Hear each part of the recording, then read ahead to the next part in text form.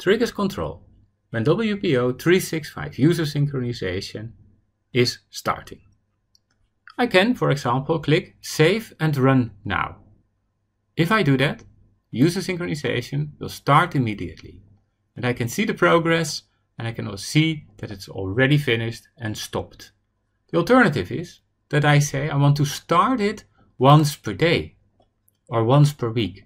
And therefore I can then select WordPress cron. Here I can select I want to start it every day of the week, for example at 1 AM. Let me briefly stop here and explain that if you select 1 AM in the morning, which very often is a time where no one is visiting your website, then the WP cron jobs are probably not executed. Because WordPress cron is a system that is triggered by a user visiting the website. When a user visits the website, WordPress checks, hey, what time is it? Is there a job that I need to execute? So that means if you configure user synchronization to start at 1 AM in the morning, then you also need to be sure that somebody is visiting the website, or else your job is sitting there and is not being executed.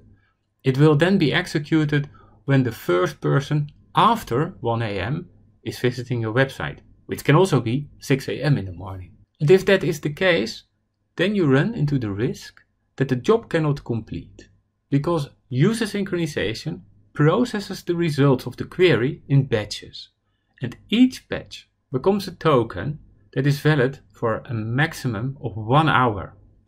So if a job is not executed within an hour of the previous one, then it will fail to complete. There is a separate tutorial on the measures that you can implement to make sure that WordPress cron is running almost continuously.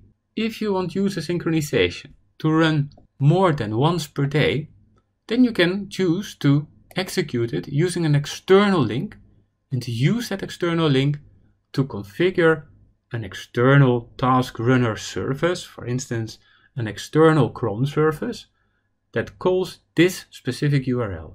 Please keep in mind that you leave enough time for WPO 365 to complete all the batches. That means that if you have 1,000 users and you defined a batch size of 10 users for each batch, then it will take up to 100 minutes for WPO 365 to complete all the batches if and only if you have ensured that WordPress cron is running, well, almost continuously.